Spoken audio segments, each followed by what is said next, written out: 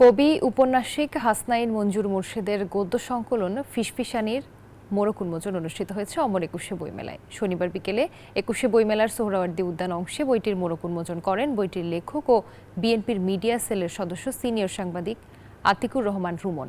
এ সময় লেখক বলেন, বইটির গল্পের মূল প্রতিপাদ্য বিষয় জাদু বাস্তবতা ও জুলাই আন্দোলনের নতুন এক দম্পতির জীবনে ঘটে যাওয়া সময়চিত্র। এ সময় তিনি আরো বলেন, এই বইয়ের গল্প মানুষের মুখের ভাষার অধিকারের কথা বলবে।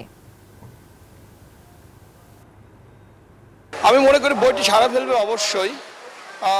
যে লেখক সে আসলে প্রচার বিমুখ অনেকটা। জুলাই আন্দোলনের সময়টায় বা তার আগে যে ফ্যাসিজম আমাদের ঘাড়ে চেপে বসেছিল, আমরা কথা বলতে পারতাম না, চুপ করে থাকতাম।